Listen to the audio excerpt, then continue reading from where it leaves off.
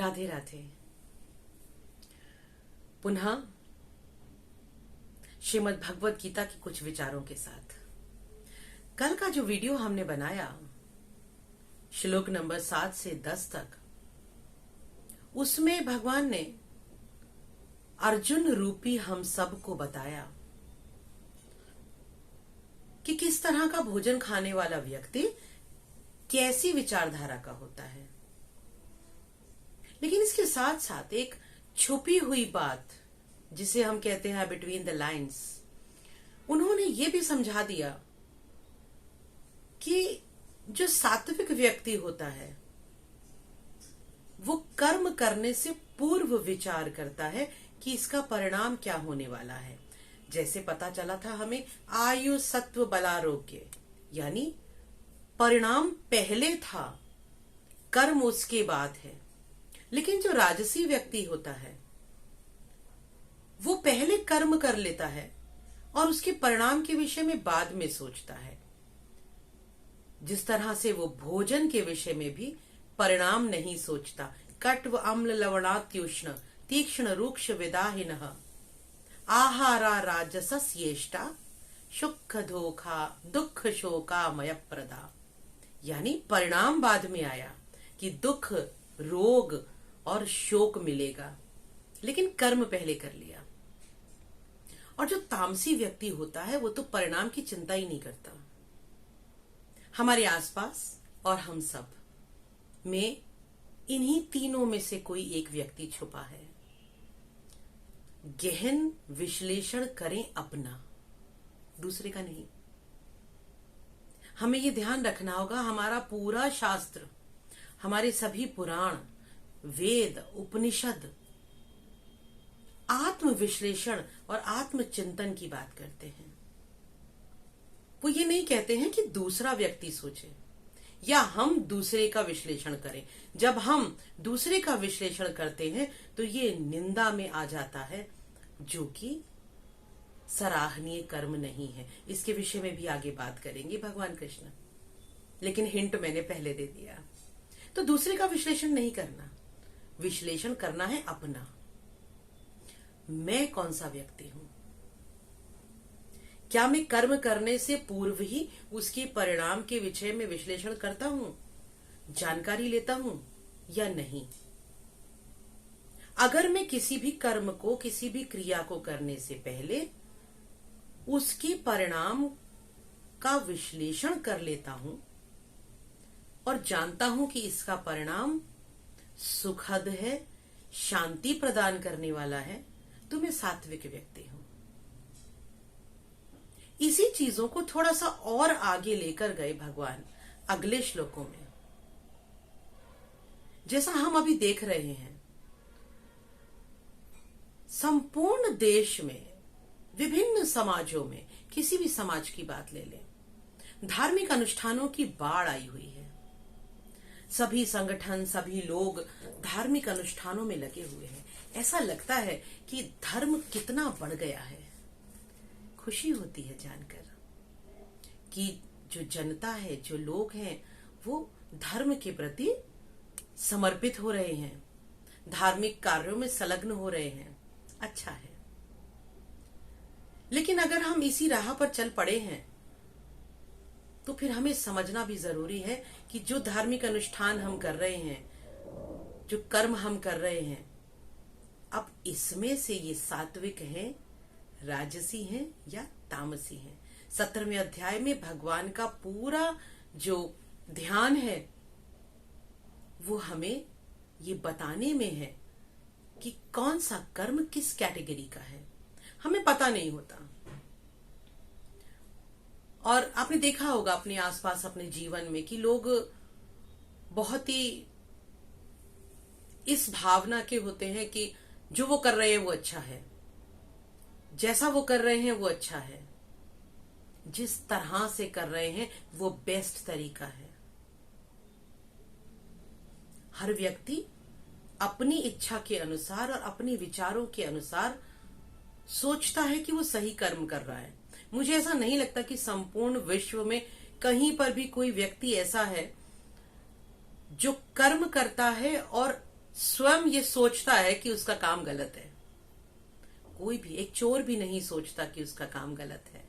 वो चोरी करता है, लेकिन वो अपने इस चोरी के कर्म को सही ठहराने के लिए बहुत से तर्क प्रस्तुत कर सकता है और अपने आप को शांति प्रदान कर सकता है। तो इसीलिए जब कोई भी व्यक्ति अपने किसी कर्म को गलत नहीं कहता है, तो क्या इसका अर्थ ये हो गया कि सारे कर्म ठीक हैं? नहीं। भगवान श्री कृष्ण ने, या यूं कहिए कि श्रीमद् भगवद गीता ने, उस परम ऊर्जा ने, परम स्रोत ने हमें कसौटी दी है। एक कसौटी का पत्थर होता है ना, उस पर सोने को घिस कर सोने की शुद्धता का पता लगाते हैं जौहरी लोग। तो कृष्ण ने हमें एक भगवद गीता के रूप में कसौटी दे दी है। इस कसौटी पर खुद को कसते रहिए, खुद ही पता चल जाएगा कि कर्म कैसा है।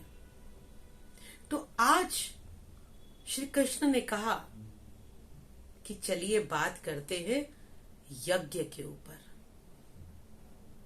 क्योंकि उन्होंने कहा है कि 3 तरह के गुणों से इंसान बना है, तो 3 ही प्रकार का आहार है, 3 ही प्रकार की श्रद्धा है, और हे अर्जुन 3 ही प्रकार के यज्ञ, तप और दान भी है।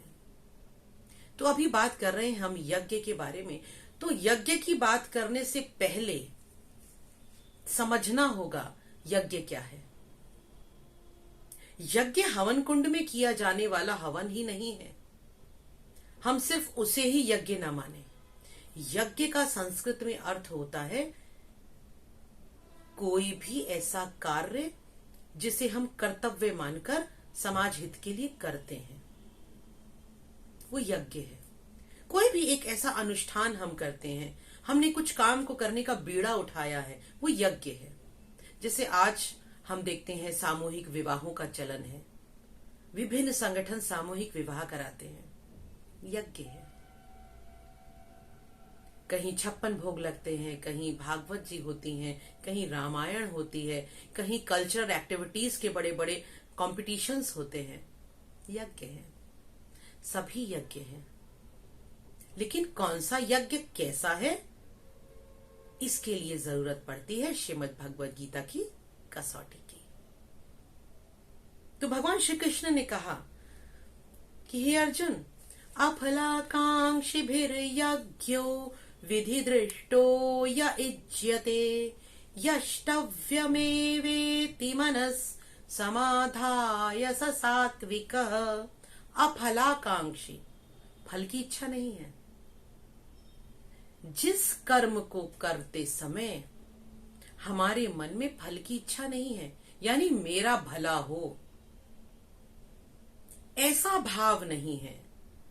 समाज का तो हित हो, लेकिन मेरा निज हित हो, ऐसा कोई भाव नहीं है। मेरी मान प्रतिष्ठा बढ़े, मेरा समाज में नाम हो जाए, ऐसा कोई भाव नहीं है।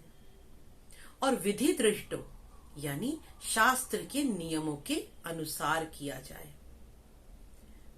तो इस तरह का जो ये भी यज्ञ कर्म किया जाता है, कर्तव्य कर्म किया जाता है, वो सात्विक कहलाता है। इसके साथ साथ चूंकि आज की दुनिया को देखते हुए श्रीमद् भगवद गीता कही गई है, हैरान हो जाती हूं मैं ये पढ़ते हुए, अध्ययन करते हुए, कि क्या कृष्ण को पहले पता था कि इस कलयुग में इस तरह के कर्म होंगे। अगले श्लोक में भगवान श्री कृष्ण ने स्पष्ट कह दिया कि अभिसंधायतु फलम दंभार्थ अपि चैव यत्, दंभ के साथ और फल की इच्छा से जिसका संधान किया जाता है, जिस कर्म को करने के लिए हम एकत्रित होते हैं, उसको हे भरत श्रेष्ठ राजसी यज्ञ मानो। अर्थात अब इस कसौटी पर आप देखेंगे कि हमारे समाज में, हमारे देश में जितने भी यज्ञ हो रहे हैं, चाहे वो विभिन्न प्रकार की प्रतियोगिताएं हो, विभिन्न प्रकार के महापुराणों का वाचन हो, सामूहिक विवाह उत्सव हो, विभिन्न यज्ञ मंत्र हवन हो जो हो रहे हैं, विभिन्न संगठनों के द्वारा कराए जा रहे हैं, उन सब में एक ही मुख्य बात निहित है, निज हित। मेरी बात बुरी लग सकती है, लेकिन सच्चाई है। स्वयं अपने अनुभव से बता रही हूं, जितने भी आपको समाज सेवी संगठन दिखाई देते हैं जो दिखाते हैं कि वो कार्य कर रहे हैं दलितों के लिए, वंचितों के लिए, शोषितों के लिए, पीड़ितों के लिए, उन सब में एक निजी हित कॉमन है, और वो ये है, वो दंभ हेतु किए जा रहे हैं। मेरा नाम होना चाहिए, मेरी पहचान होनी चाहिए, मुझे माला मिलनी चाहिए, मुझे मंच मिलना चाहिए, और धन का भी लाभ होना चाहिए। आपने देखा है क्या कोई ऐसा कथावाचक जो ये कहता हो कि मैं भागवत कराऊंगा लेकिन मैं कुछ लूंगा नहीं, मुझे धन की इच्छा नहीं है? नहीं देखा होगा। आपने देखा है क्या कोई ऐसा संगठन जो ये कहे कि हम सामूहिक विवाह कराएंगे, क्योंकि ये एक बहुत प्रचलन में है प्रथा कि सामूहिक विवाह कराए जाएंगे लेकिन उसमें कोई रजिस्ट्रेशन चार्ज नहीं होगा। सब जगह धन महत्वपूर्ण है और दंभ महत्वपूर्ण है। दिखावा जरूर होना चाहिए, सबको पता चलना चाहिए और हमारा नाम होना चाहिए। कार्य बुरा नहीं है, कार्य हो रहा है। मेरी इसको ये जो मैं आपके सामने मीमांसा कर रही हूं, इसका अर्थ ये नहीं है कि कार्य बुरा है। कार्य तो हो रहा है, समाज का हित भी हो रहा है, लेकिन कसौटी व्यक्तिगत है। जो मैंने कार्य किया उसमें मेरा विचार क्या था? तो यदि मेरा विचार दंभ था, दिखावा था और धन था, तो फिर ये यज्ञ राजसी है।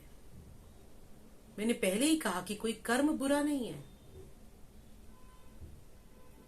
कार्य तो होना है, होना चाहिए, लेकिन जो करता है, जो काम कर रहा है, उसकी विचारधारा कैसी है, उसकी सोच कैसी है, उससे निर्धारित होता है कि हमने जो काम किया वो कैसा काम है। इसी तरह से आप आगे भी देखेंगे, कई लोगों को हमने देखा। आप गंगा स्नान के लिए जाइए, आप यमुना पूजन के लिए जाइए, आप कैलाश, बद्री, चारों धामों के लिए जाइए, 12 ज्योतिर्लिंग के दर्शन करने जाइए, 52 शक्ति पीठों के दर्शन करने जाइए।